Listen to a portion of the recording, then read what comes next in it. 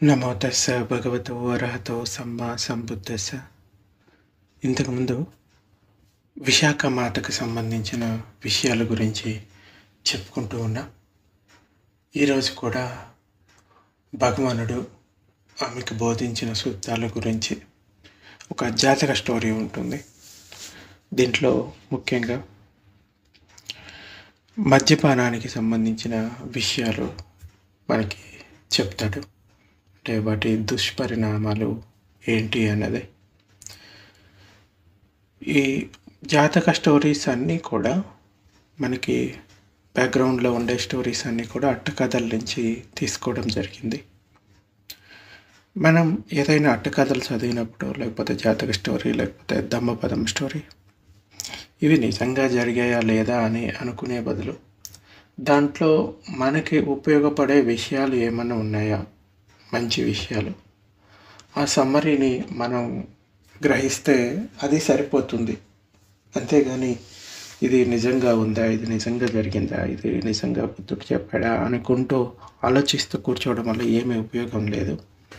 కేవలం ఆయన బోధించిన వాటిలో మనకు ఉపయోగపడే విషయాలు, ఇది చెడు విషయం, దీన్ని ఆచరించడం వల్ల దుఃఖం కలుగుతుంది అంటే దాన్ని వదిలిపెట్టడం. ఇది మంచి విషయం, దీన్ని ఆచరించడం వలన సుఖం కలుగుతుందంటే దానిని ఆచరించడానికి ప్రయత్నించడం. సో ఇలా కనుక చేసుకున్నట్లయితే కనుక మనం ధర్మంలో ప్రగతి సాధించడానికి అవకాశం ఉంటుంది. అంతేగాని వాద వివాదాలతోటి లేకుంటే ఆలోచిస్తూ కూర్చుంటే ముందుకు వెళ్ళడం కష్టం. అయితే శ్రావస్తిలో ఒక ఉపోసద దినోత్సవం రోజు, ఉపోసదం అంటే మనకి ప్రతి 15 రోజులకు ఒకసారి భిక్షువులు పాతిమోక్షాన్ని చేసుకుంటారు. పాతిమోక్షం అంటే భిక్షు నియమాలని ఒకసారి మళ్ళీ నెమరు వేసుకోవడం అన్నమాట. వాళ్ళలో ఏమన్నా దోషాలు ఉన్నాయా లేదా అనేది చూసుకోవడం. ప్రతి అమావాస్య లేకపోతే పౌర్ణమి, అలాగే అష్టమి రోజు, పౌర్ణమి తర్వాత అష్టమి, అలాగే అమావాస్య తర్వాత అష్టమి రోజు, ఈ 4 దినాలు ఉపోసద దినాలుగా చెప్పుకుంటారు. అప్పుడే ఉపాసకులు కూడా వారు కూడా భిక్షువుల దగ్గరికి వెళ్ళి వాళ్ళకి భోజన దానం చేసి ఆ తర్వాత ధర్మాన్ని విని ఆ రోజంతా కూడా ధర్మంలో సమయాన్ని గడపడానికి ప్రయత్నిస్తారు. సో ఈ విధంగా ఉపోసద దినం అనేది జరుగుతుంది. ఇంకా ఉపోసదం గురించి బాగా తెలుసుకోవాలి అనుకుంటే కనుక మనం ఇంతకుముందు మూల ఉపోసద సూత్రాన్ని చెప్పాము. అది కూడా విశాఖ మాతకి చెప్పింది. మీరు ఒకసారి వినాలి అనుకుంటే కనుక ప్లేలిస్ట్లోకి వెళ్తే విశాఖ మాత అని ఒక ప్లేలిస్ట్ ఉంటుంది.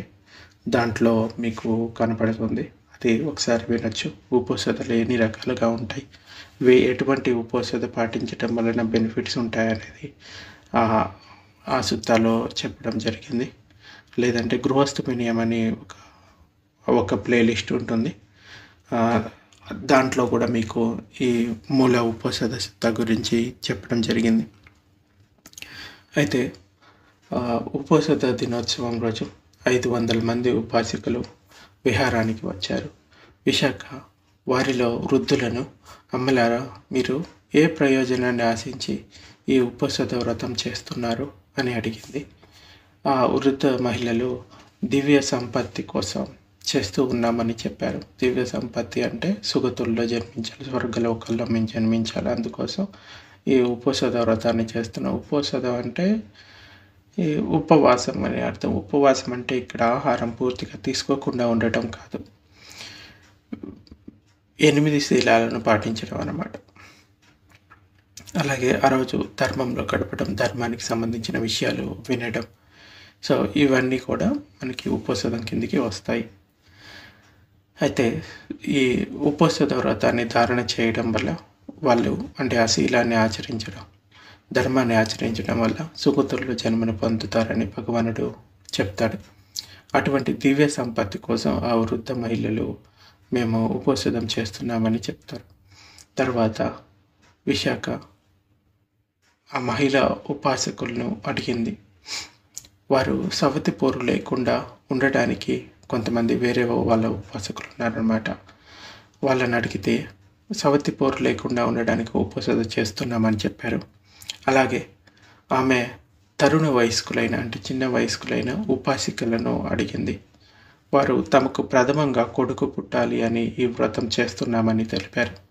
తర్వాత విశాఖ పెళ్లి కాని వారిని అడిగింది. పెళ్లి కాని అమ్మాయిలు ఉంటారు కదా, వాళ్ళని అడిగింది. వారు సరైన తరుణంలో సరైన అత్తారింటికి వెళ్ళాలని ఈ వ్రతం చేస్తున్నామని చెప్పారు. సో ఇది పొందాలి అది పొందాలి అని ఏదో కోరికతోటి వాళ్ళు ఆ వ్రతాన్ని చేస్తూ ఉన్నారు. అప్పుడు విశాఖ భగవానుని వద్దకు వెళ్ళి ఆ ఉపాసికలకు తన జరిగిన సంభాషణ వివరించింది. అప్పుడు భగవానుడు విశాఖ గోపాలుని చేతిలో కర్ర ఏ విధంగా ఉంటుందో ఆ విధంగా ప్రాణుల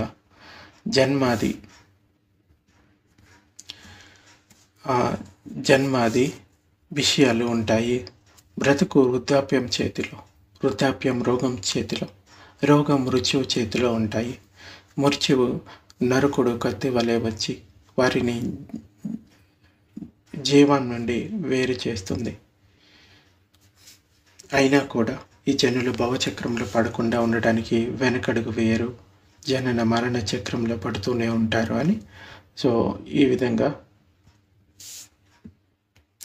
మళ్ళీ మళ్ళీ ఈ జన్మను పొందుతూ దుఃఖాన్ని పొందుతూ ఉంటారు. ఏ విధంగానైతే దండంతో అదిలిస్తూ గొల్లవాడు గోవులను గోశాలకు తోలుతాడో అదేవిధంగా ప్రాణుల ఆయువులను అదిలిస్తూ శ్మశానానికి తోలుతాడు మృత్యువు. ఒకరోజు ఒక స్థవిరుడు కొత్తగా సంఘంలో చేరిన ఒక భిక్షువును తన తోడుగా తీసుకొని పాతకాలంలో అంటే తెల్లవారుజామున విశాఖ ఇంటికి వెళ్ళాడు. విశాఖ ప్రతిరోజు అక్కడ 500 మంది భిక్షువులకి జావాగు అంటే జావ లాంటిది దానం చేస్తూ ఉంటుంది. ఆ స్థవిరుడు ఆ యావాగుని స్వీకరించి కొత్త భిక్షువుని అక్కడే కూర్చుండబెట్టి తను ఏదో పని మీద అలా వెళ్ళాడు. ఆ సమయంలో విశాఖ మనవరాలు వచ్చిన భిక్షువులకి అన్నదానం చేస్తూ ఉంది. అప్పుడు ఆమె కొత్త భిక్షువుకి మంచి నీరు పోస్తూ పాత్రలో తన ముఖబింబాన్ని చూసుకొని నవ్వింది.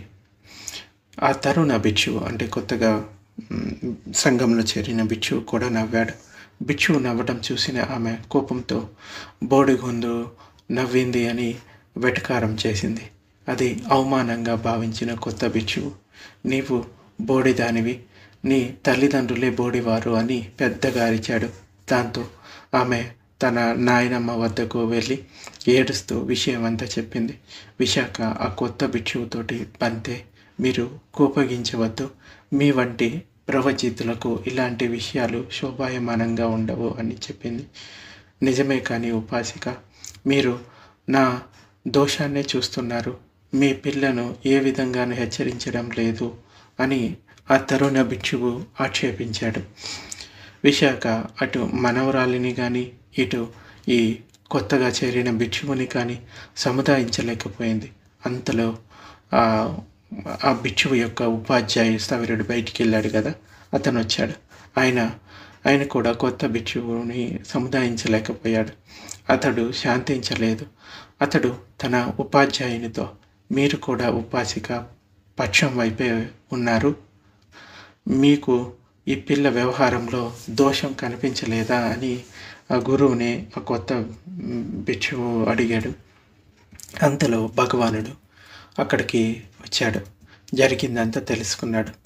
తరుణ భిక్షువు శ్రోతపన్న ఫలం అందుకునే యోగ్యత గలవాడని ఎరిగి అతని చిత్తం శాంతించాలనుకుంటే అతనికి అనుకూలంగా మాట్లాడడం ఉచితమని భావించాడు.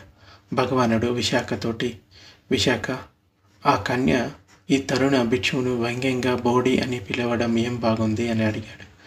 భగవానుని మాట విన్న ఆ తరుణ భిక్షువు తాను కూర్చున్న చోటి నుంచి లేచి భగవానునికి ప్రణామాలు ఆచరించి, బంతే మీరొక్కరే నా మనోభావాన్ని గ్రహించారు, నా ఉపాధ్యాయుడు కానీ విశాఖ మాత కానీ గ్రహించలేదు అని శాంతంగా మాట్లాడాడు. భగవానుడు అతని మనోస్థితిని గమనించి, భిక్షు, కామగుణాలకు వశీభూతుడివై నవ్వడం చాలా హీనమైన ధర్మం. అప్రమత్తంగా ఉండాలి. నికృష్ట ధర్మాలను ప్రమత్తతతోటి ఆచరించకూడదు అని వివరిస్తూ ఇలా చెప్తాడు. 5 కామగుణాలతో కూడిన నికృష్ట ధర్మాలను ఆచరించవలదు. ప్రమత్తతలో మునిగిపోవద్దు, అంటే అజాగ్రత్తలో ఉండకూడదు. మిథ్యా దృష్టిలో పడవద్దు. లోకపు రాకపోకలను వృద్ధి కానీయరాదు అని చెప్తాడు కొత్తగా చేరిన భిక్షుకి దమ్మాని. ఒకసారి సద్ధర్మాన్ని గ్రహించి అప్రమత్తంగా జీవించగలరనే ఉద్దేశంతో శ్రావస్తిలోని ఉపాసకులైన కొందరు గృహస్థులు తమ తమ భార్యలను మహా ఉపాసిక అయిన విశాఖ మాతకు వద్దకు పంపారు. వారు విశాఖతో పాటు భగవానుని దర్శించడానికి ప్రతిరోజు వెళ్ళి వస్తూ ఉండేవాళ్ళు. ధర్మం వింటూ ఉండేవాళ్ళు. ఆమెతో పాటు ఉద్యానవనంలో కూడా విహరిస్తూ ఉండేవాళ్ళు. ఇంతలో సురాపాన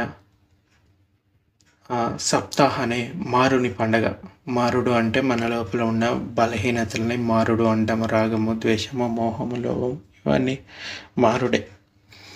అయితే వాళ్ళకి ఒక పండగ ఉండేదన్నమాట. తాగడానికి ఒక పండగ. సో ఆ పండగ వచ్చింది. ఆ 7 రోజుల పాటు వీరు త్రాగుబోతులంతా కుండలు ఆ మద్యాన్ని ఖాళీ చేసి మత్తులో తూలిపోతున్నారు. ఆడవారికి కూడా ఈ మద్యం పట్ల, అంటే సురా పట్ల మక్కువ కలిగింది. కానీ వారు తమ భర్తల ముందు తాగలేక కోరికను అణుచుకొని ఏం మాట్లాడకుండా ఉండిపోయారు. వారం రోజులు గడిచిపోయాయి. మగవారు ఎవరి పనుల్లో వాళ్ళు మునిగిపోయారు. విశాఖ మాత వద్దకు వెళ్ళి వచ్చే ఆ స్త్రీలు చాటుగా సురాపానం చేయాలనుకున్నారు. దానికోసం వారు విశాఖమాత ఉద్యానవనాన్ని ఎన్నుకున్నారు. ఉద్యానవనంలో విహరించడానికి విశాఖమాత అనుమతి కోరి కేరింతలు కొడుతూ చాటుగా దాచుకున్న మద్యాన్ని సేవించి మత్తులో తూలిపోయారు. విశాఖమాత వారి దుస్థితిని చూసి జాలిపడి వారితో, మీరు నిశ్చయంగా కాని పనే చేశారు. దీనివల్ల బుద్ధ భగవానుని అగ్ర ఉపాసికనైన నాకు చెడ్డ పేరు వస్తుంది. చూడండి, బుద్ధుని ఉపాసకులు మద్యపానాన్ని ప్రోత్సహిస్తున్నారు అని జనులు చెప్పుకుంటారు. మీ భర్తలు కూడా మీపై కోపగించుకుంటారు. మీ ఆరోగ్యం కూడా చెడిపోతుంది అని అనేక విధాలుగా వారందరినీ మందలించింది. వారు ఇలా అంటారు, మాకు మా రోగ స్థితి దర్శనమైంది, మేము చికిత్సాలయానికి వెళ్తున్నాము అని చెప్పి వెళ్ళారు. ఇంకా సాయంకాలానికి ఇంటికి వచ్చిన భర్తలకు తమ భార్యలు ఈ చికిత్సాలయంలో ఉన్నట్లు తెలిసింది. వారు మిగిలిన మద్యాన్ని సేవించారని తెలుసుకొని వారిపై పట్టరాని కోపంతో చేసుకున్నారు భర్తలు. కానీ మరో సందర్భంలో ఆ స్త్రీలంతా మధువు పట్ల, అంటే మద్యం పట్ల మక్కువ కలిగి మళ్ళీ విశాఖమాత ఉద్యానవనాన్ని ఎన్నుకోవాలనుకున్నారు. కానీ వీరి సంగతి పసిగట్టి విశాఖమాత వారికి అనుమతి ఇవ్వలేదు. ఆ తప్పు పని మళ్ళీ చేయబోము, భగవానుని దర్శనం చేయించండి, విహారానికి మమ్మల్ని తీసుకెళ్ళండి అని వారు పదే ప్రాధేయపడగా వారిని భగవానుని దర్శనానికి తన వెంట తీసుకెళ్ళింది. కానీ వారు పువ్వులు, ఫలాలతో పాటు వాళ్ళ దగ్గర ఉన్న ఈ మద్యాన్ని కూడా తమ వెంట తెచ్చుకొని విహారానికి చేరుకున్నారు. సమయం చూసుకొని చాటుగా మద్యపానం చేశారు. తాగిన మత్తులోనే కొందరు గానం చేస్తూ, కొందరు నృత్యం చేస్తూ, పెద్దగా నవ్వుతూ భగవానుని ముందుకు వచ్చారు. విశాఖమాత ఆశ్చర్యపోయింది. వారి చిత్త బలహీనతలకు ఎంతో జాలిపడింది. భగవాను ఇలా అడుగుతుంది, బంతే వీరికి ధర్మోపదేశం చేసి వారిని దారిలో పెట్టండి అని భగవానుని ప్రార్థించింది. ఇదంతా మారుని పన్నాగమని తెలుసుకున్న భగవానుడు వారి మత్తును వదలగొట్టడానికి తన ఇత్తి విద్యను, అంటే సైకిక్ పవర్స్ను ప్రయోగించి గాఢ అంధకారాన్ని సృష్టించాడు. అప్పుడు ఆ స్త్రీలకు మరణ భయం కలిగి వాళ్ళకున్న మత్తంతా వదిలిపోయింది. వారి చిత్తాలు ధర్మం గ్రహించడానికి అనుకువగా మారాయి. భగవానుడు అప్పుడు ఈ గాథను బోధిస్తాడు. ఎక్కడ అన్ని ప్రతి క్షణం జ్వలించిపోతున్నాయో అక్కడ నవ్వుకి ఆనందానికి తావెక్కడముంది. ఈ అవిద్య అంధకారాలు ఆవహించిన మీరు జ్ఞాన ప్రకాశపు దీపం కోసం ఎందుకు వెతకరు అని ఈ గాథను చెప్పడం జరిగింది. ఇది ధమ్మపదలో మనకి జరావగ్గలో వస్తుంది. ధర్మబోధ విన్న ఆ మహిళలు ఆర్య అష్టాంగ మార్గంలో పయనిస్తూ ధర్మాన్ని ఆచరిస్తూ ధన్యులయ్యారు. ఈ సందర్భంలో విశాఖ మాత భగవానుని ఇలా అడిగింది, బంతే, ఇదంతా పాపకరమైన మదిరపాన ప్రభావమే కదా?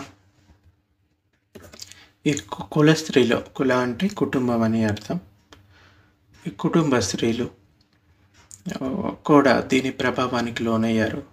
సర్వజ్ఞ సంబుద్ధుని ముందు ఇంకిత జ్ఞానం కోల్పోయి అనుచితంగా ప్రవర్తించారు. భగవాన్, అలాంటి ఈ సురాపానం ఎప్పుడు ఆరంభమైంది అని విశాఖ మాత అడుగుతుంది. భగవానుడు అప్పుడు చెప్తాడు, విశాఖ, ఈ సుర ప్రభావం అలాంటిదే. దీని ఉచ్చులో పడ్డ ఎవరైనా పండిత పామర భేదం లేకుండా, ధనవంతులు పేదవారు అనే తారతమ్యం లేకుండా, గొప్పవారు సామాన్యులు అనే తేడా లేకుండా మార్గభ్రష్టులవుతారు. సుర ఉత్పత్తి ఇలా జరిగింది. పూర్వకాలంలో హిమాలయ పర్వత శ్రేణుల్లో అడవిలో నివాసం ఉండే సుర అనే ఆటవికుడు ఒకరోజు దట్టమైన అడవిలో తిరుగాడసాగాడు. అడవిలో తిరుగుతూ అలసిపోయాడు. దాహం వేసి ఒక చెట్టు కింద కూర్చున్నాడు. ఆ చెట్టు కింద ఒక లోతైన గుంట ఏర్పడి ఉంది. దానిలో వర్షపు నీరు నిల్వ ఉంది. సమీపంలో ద్రాక్ష పళ్ళు, విప్ప పళ్ళు, ఇంకా ఉసిరికాయలు, మిరపకాయలు, రావి ఆకులు వీటిలో పడ్డాయి. సూర్యరశ్మికి ఆ నీరు మరిగి ఒక రకమైన ఎర్రని ద్రవంగా మారిపోయింది. ఆ అడవికి చుట్టుపక్కల ఉన్న పొలాల నుండి కొన్ని పక్షులు ధాన్యపు కంకులను తెచ్చుకొని ఆ చెట్టు కొమ్మలపై కూర్చొని తినే సమయంలో కొన్ని గింజలు ఆ గుంటలో పడటం జరిగింది. ఆ అన్నిటి సారం నీటిలో కలవడం వల్ల ఆ నీరు రక్తవర్ణంగా మారిపోయింది. బాగా దాహంగా ఉన్న సుర అనే ఆటవికుడు ఆ ద్రవాన్ని తాగాలనుకున్నాడు. కానీ అది విషతుల్యమైందేమో అనే భయం అతనికి కలిగి అలాగే ఆగిపోయాడు. ఇంతలో తాపానికి తాళలేక అక్కడే తిరిగాడు. కొన్ని జింకలు ఆ నీటిని తాగడం జరిగింది. తాగిన కొద్దిసేపటికి అవి స్పృహ తప్పి కింద పడిపోయాయి. సుర ఆ వ్యక్తి అది విషమేమేనని నిశ్చయించుకున్నాడు. ఎండ ఎక్కువగా ఉండటంతో ఆ చెట్టు కిందే కొంతసేపు నిద్రపోయాడు. మెలకు వచ్చి చూసేసరికి అక్కడ పడి ఉన్న లేళ్ళన్నీ ఒక్కొక్కడిగా లేచి వెళ్ళిపోవడం కనిపించింది. ఆ ఆటవికుడు గుంటలోని ద్రవం విషం కాదని నిశ్చయించుకొని దాహం తీర్చుకోవడానికి ఒక దోసిల నిండా ఆ ద్రవం తీసుకొని తాగాడు. అతనికి మత్తు ఆవహించింది. ఆకలి వేయడంతో అక్కడే స్పృహ తప్పి పడి ఉన్న జింకను పట్టుకొని కాల్చి ఆ మాంసం తినడానికి సిద్ధం చేసుకున్నాడు. పెద్ద ఆకులతో ఒక దోణెను తయారు చేసుకొని దాని నిండా ఆ ద్రవాన్ని నింపుకొని జింక మాంసాన్ని ఒక కర్రకు వేలాడ తీసుకొని సమీపంలో ఉన్న వరుణ అనే తపస్వి ఆశ్రమానికి వెళ్ళాడు. ఇద్దరు ఆ ద్రవాన్ని తాగి మాంసాన్ని తిన్నారు. మొదటిసారిగా సుర అనేవాడు, వరుణ అనేవాడు పానం చేశారు కనుక ఈ ద్రవానికి సుర అని, వారుని అని పేర్లు వచ్చాయి. వారిద్దరూ ఆ ద్రవాన్ని అమ్ముతూ తమ జీవనం సాగించాలని భావించి దగ్గరలోని నగరానికి తీసుకువెళ్ళి అమ్మకం చేయసాగారు. ఒకరోజు ఆ నగరాన్ని పాలించే రాజు ఆ ద్రవాన్ని సేవించి మత్తులో తేలిపోయాడు. ప్రతిరోజు దాన్ని ఇవ్వవలసిందిగా వారిని కోరాడు. దాంతో ఆ అమ్మకదారులు ఇద్దరూ కూడా ఆ ద్రవాన్ని హిమాలయాల నుండి తీసుకువచ్చి అందరికీ అమ్మసాగారు. కానీ పదే అక్కడ నుండి తీసుకురావడం కష్టంగా భావించి దానిని తయారు చేయడం కోసం వారుణుడు దానిలో వేసే ద్రవ్యాల గురించి శోధించాడు. అవసరమైన వాటిని తీసుకువచ్చి తయారు చేయడం వారిద్దరూ నేర్చుకున్నారు. తయారు చేసిన దాన్ని కుండల్లో నిల్వ ఉంచి ముంతల్లో అమ్మసాగారు. నగరవాసులంతా దానిని త్రాగి దుర్గతులు పాలయ్యారు. నగరం నిషాలో, అంటే నగరం మొత్తం నిషాలో మునిగిపోయింది. ఆ తర్వాత వారు వారణాసి వెళ్ళి ఆ రాజుగారికి మద్యాన్ని పరిచయం చేశారు. ఆ రాజుతో సహా నగరవాసులు దానిని అలవాటు చేసుకొని దుర్గతి పాలయ్యారు. తర్వాత ఆ సుర వరుణులు ఇద్దరూ శ్రావస్తి చేరుకున్నారు. రాజు ద్వారా కావాల్సిన వస్తువులు తెప్పించి వరి పిండి మొదలైన వాటితో 500 కడవల మద్యం చేయడంలో మునిగిపోయారు. 500 కడవల్లో మద్యం నుంచి వాటి కాపలా కోసం ఒక్కొక్క కడవ వద్ద ఒక్కొక్క పిల్లిని కట్టిపడేశారు. ఆ ప్రాణులు ఆ మద్యాన్ని తాగి తెలివి తప్పి పడిపోయాయి. ఇది గమనించిన రాజు ఆ ద్రవ్య వ్యాపారాన్ని విష వ్యాపారంగా భావించి ఆ ఇద్దరికి మరణదండను విధించాడు. కొంచెం సేపటికి ఆ పిల్లులు అన్నీ మైకం వదిలి పరిగెత్తసాగాయి.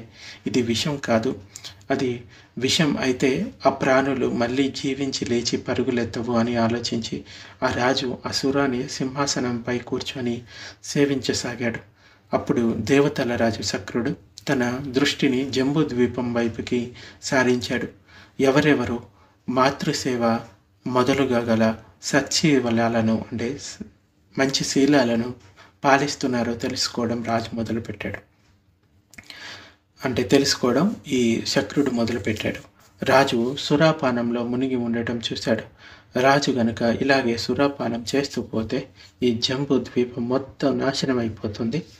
నేను ఏదో ఒక ఉపాయంతో ఆ ప్రమాదాన్ని ఆపుతాను అని ఆలోచించి బ్రాహ్మణ వేషాన్ని ధరించి ఒక పూర్ణ కుంభాన్ని చేతపట్టుకొని రాజసభలో ప్రవేశించాడు.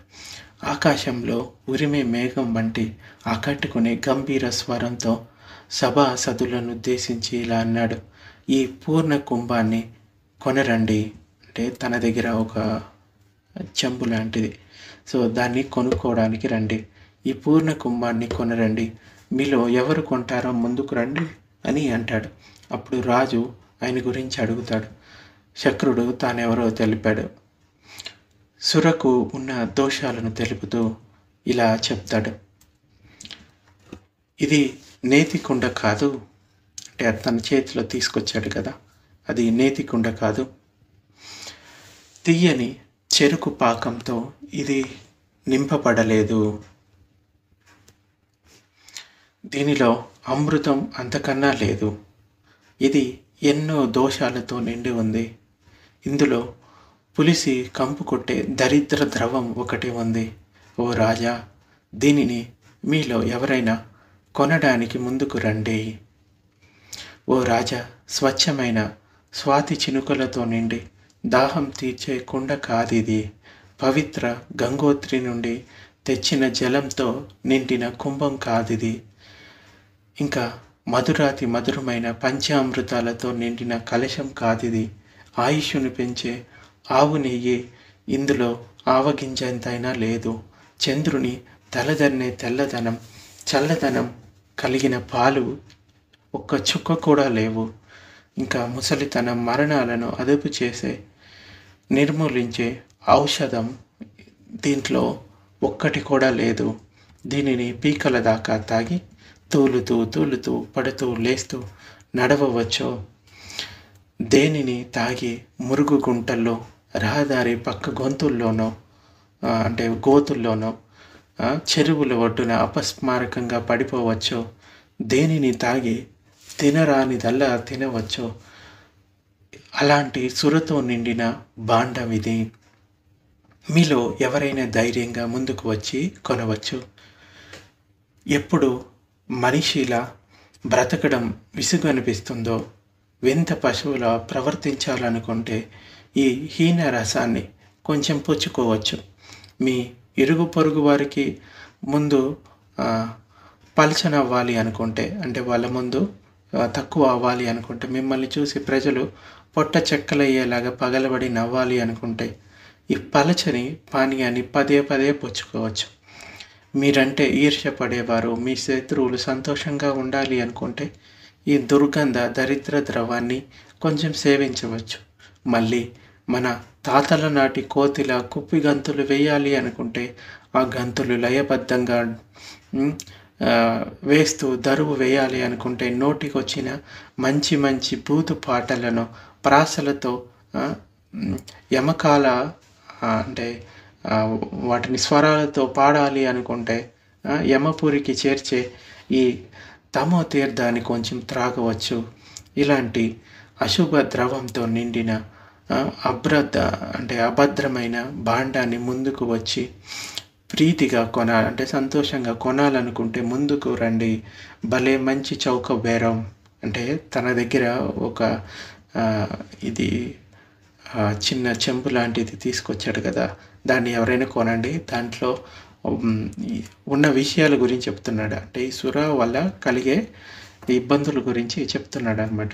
ఏది తాగితే చిత్తం చంచలం అవుతుందో, అడవి దున్నవలే ఇష్టం వచ్చినది తింటూ ఇష్టం వచ్చిన రీతున తిరుగుతూ ఉండవచ్చో, తెలివి తప్పి కోతి వలె ఎగురుతూ గంతులు వేస్తూ నోటికి వచ్చినట్లు పాడుతూ ఊరేగవచ్చో, అలాంటి ఊరిన పుల్ల ద్రవంతో నిండిన ఈ సురాపాండాన్ని కొనడానికి రండి.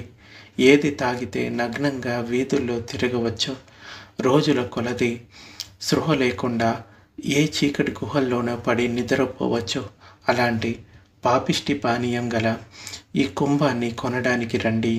పుట్టినప్పుడు బట్ట కట్టలేదు, పోయేటప్పుడు వెంటరాదు, మధ్యలో ఎందుకు ఈ నగుబాటు అనే నగ్నత్వానికి అద్దం పట్టేలా నడువీధుల్లో అర్ధనగ్న ప్రదర్శనలు ఇప్పించగల ఈ మహాద్భుత మహమాన్విత మాదక ద్రవ్యాన్ని మరో లోకం నుండి మరీ తెచ్చాను.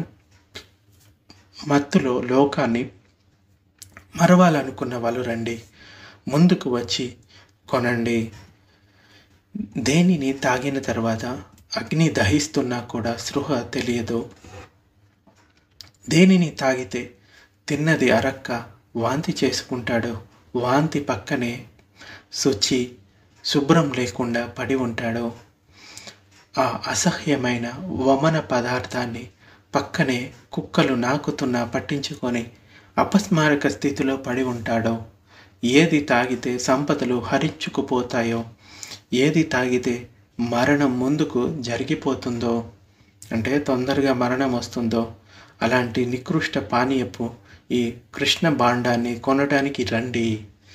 దేనిని తాగితే ఎర్రని కళ్ళల్లో అహంకారపు పొరలు కమ్ముతాయో, అహం అంతరిక్షాన్ని తాకుతుందో, ఈ సమస్త భూచక్ర వలయమంతా తనదేనని తన్నులాటకు దిగుతాడు. మహా చక్రవర్తులు కూడా తన కాలికోటికి కూడా సాటి రారదని పగల్పాలు పలుకుతాడు. అలాంటి చీడపట్టిన ద్రవంతో నిండిన చీకటి భాండం ఇది. దేనివల్ల మాన అభిమానాలు మంట కలుస్తాయో, కలహపు అగ్ని రాజుకుంటుందో, దేనివల్ల ఆగకుండా అబద్ధాలు చెప్పవచ్చో, దేనివల్ల శరీర వర్ణం చెడిపోతుందో, ఏది దిగంబరంగా నర్తింపచేస్తుందో, దేనివల్ల దూర్తులవుతారో, దొంగలవుతారో, దగాకోరులవుతారో, అలాంటి దాని నివాసమే ఈ నిండు నిశాభాండం. ఇంకా దేనివల్ల వేలాది సంపన్నులు అసంపన్నులు అవుతారో, సమృద్ధిశాలురు ఆ సమృద్ధిని కోల్పోతారో, ఎందరెందరూ తమ కులాలను కుటుంబాలను భ్రష్టు పట్టిస్తారో, అలాంటి కుళ్ళిన ద్రవంతో నిండిన కుండ ఇది. ధన ధాన్యాలను, వెండి బంగారాలను, పాడి పంటలను ఏది హరించగలదో, ఏది ధనికులను దరిద్రులుగా చేయగలదో, అలాంటి సురతో నిండిన స్వాహా భాండం ఇది. దీనిని కొనడానికి రండి. ఏ మధుర రసాన్ని తాగి మనిషి మదోన్మత్తుడై మాత పితరులను మరీ అవమానిస్తాడు, వావి వరుసలు మరిచి కూడని వారు పొందు కోరుతాడు, కోపంతో పూనకంతో ఊగిపోతాడు. అలాంటి పాడు పానకంతో నిండిన పాత్రను కొనడానికి సిద్ధంగా ఉన్నారా? రండి. ఏ పులిసిన ద్రవాన్ని తాగి స్త్రీలు మర్యాదను మరిచి అత్తమామలను అవమానిస్తారు, కాని వారి పొందు కోసం అర్రులు చేస్తారు. అలాంటి మలిన ద్రవంతో నిండిన మట్టి కుండ ఇది, దీనిని కొనడానికి రండి. ఏ పాడు పాకం పానం చేసి శ్రమణులకు ఇంకా భిక్షువులకు ఒక మనిషి కీడు చేయగలుగుతాడో, చివరకు హత్య కూడా చేయగలుగుతాడో, ఆ కర్మఫల స్వరూపంగా నరకంలో పడతాడో, అలాంటి హానికరమైన హాలాహల సమమైన ఈ దుర్గంధ రసంతో నిండిన ఈ హరించే భాండాన్ని తగుదునమ్మా అని కొనడానికి రండి. దేనిని పీకల దాకా తాగితే శరీరం, మాటలు, మనస్సు అదుపు తప్పి ప్రజలు దుష్కర్మలు చేస్తారో, ఫలితంగా నరకంలో భవాన్ని పొందుతారో, అలాంటి దానితో నిండిన పూర్ణ భాండం ఇది. కొనడానికి కోరి రండి. దేనిని తాగి సిగ్గు లజ్జ వదిలి కప్పల వలె బెక్కబెక్కమని వాగుతారో, మేరు పర్వత సమ ధీరత్వాన్ని కోల్పోయి మేకపోతు గాంభీరత్వాన్ని ప్రదర్శిస్తారో, అలాంటి రసగల్భ భాండం ఇది. రండి నాయన, వచ్చి కొనండి. ఓ రాజా, ఈ భాండం నేతితోనో పాలతోనో తేనెతోనో నిండినది కాదని తెలుసుకో. దీని దోషాలన్నీ విప్పి చెప్పాను, దీనిని కొనండి. ఈ మాటలన్నీ విన్న రాజు ఈ సురాలో ఉన్న దోషాలను తెలుసుకున్నవాడై ఆ శక్రుణ్ణి ప్రశంసిస్తూ ప్రసన్న చిత్తంతో ఇలా పలికాడు. వాత్సల్యంతో బిడ్డకు తండ్రి హితవు చెప్పిన మంచి చెప్పిన దానికన్నా ఎక్కువగా నా హృదయానికి హత్తుకునే విధంగా యుక్తియుక్తంగా మీరు వెల్లడించిన విషయాలు నా కళ్ళు తెరిపించాయి. మీరు చెప్పిన దానిని ఒప్పుకుంటున్నాను, ఆచరిస్తాను. మీకు 5 మంచి గ్రామాలను, 100 మంది దాసీలను, 700 పాడి ఆవులను, మంచి జాతి గుర్రాలను పూంచిన 10 రథాలను ఇస్తున్నాను. ఓ రాజా, వీటన్నిటిని నీవే ఉంచుకో. నేను దేవతల రాజు శక్రుడను. నీవు పరమాన్నాలను, పాయసాలను, తైన నేతి మిఠాయిలతో పాటు భుజించు. ధర్మాచరణను విడవక ఆనందంతో జీవించు. స్వర్గలోకాలను ప్రాప్తించుకో అని అతనికి పంచశీలాలలో ప్రతిష్ఠితం చేసి అక్కడి నుంచి వెళ్ళిపోతాడు. అప్పటి నుంచి రాజు ఈ సురాపానాన్ని వదిలి ఆ సురా భాండను ముక్కలు చేసి శీలంలో ప్రతిష్ఠితుడై దాన ధర్మాలు చేస్తే తన మరణానంతరం స్వర్గలోకం చేరుకున్నాడు. కానీ జంబూ ద్వీపంలో ఈ సుర ఇంకా పారుతూనే ఉంది. అప్పటి నుండి ఆ అలవాటు వృద్ధి అవుతూనే ఉంది. సో ఈ విధంగా ఈ సుర అన్నది మొదలైందని మనకి ఒక జాతక స్టోరీలో కనబడుతూ ఉంటుంది. ముఖ్యంగా ఈ సురాపానం వల్ల కలిగే లాభాలు ఏంటి, నష్టాలు ఏంటి, ఒకసారి వాళ్ళే తెలివితోటి తెలుసుకుంటే వాళ్ళకే తెలుస్తుంది. లాభాలు ఏంటి, మత్తులో పడిపోతాడు. ఇందాక పైన చెప్పాడు కదా, సో ఆ బోధిసత్వుడు అవన్నీ విషయాలు జరుగుతాయి. పరువు పోగొట్టుకుంటాడు, నగ్నంగా ఉంటాడు, పిచ్చిగా బిహేవ్ చేస్తాడు, గొడవలు పెట్టుకుంటాడు, అందరి దగ్గర చులకనైపోతాడు. ఇవన్నీ జరిగే అవకాశం ఉంది. మేము ఇవన్నీ చేయం, కానీ మా ఇంట్లో మేము ఎవరికి ఇబ్బంది పెట్టకుండా తాగుతాము అంటే తాగండి, ఎవరొద్దన్నారు, తాగొచ్చు. బట్ అదేమి తేనె కాదు, పాలు కాదు, ఇంకా నెయ్యి కాదు. ఆరోగ్యాన్ని ఇవ్వడానికి మీ ఆరోగ్యాన్ని హరించి వేస్తుంది.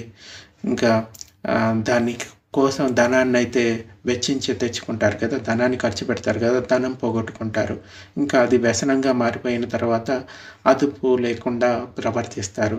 సో దానికోసం ఎన్నో గొడవలు పెట్టుకుంటారు. తన సంపదను అంతా నాశనం చేసుకుంటాడు. ఇతను ఎక్కడో తాగి పడిపోతే అతని కుటుంబం సురక్షితంగా ఉండడు, అతని ధన సంపాదన కూడా సురక్షితంగా ఉండదు. సో ఎవరికి వాళ్ళు వివేచించి తెలివితోటి ఏది మంచిది ఏది చెడ్డది అని తెలుసుకొని మంచి విషయాన్ని ఆచరించడానికి ప్రయత్నించాలి. ఏదైతే దుఃఖాన్ని తీసుకొస్తుందో ఇప్పుడు కానీ భవిష్యత్తులో కానీ అటువంటి విషయాన్ని వదిలిపెట్టడం మంచిది. సో ఇది ఈరోజు ప్రవచనం.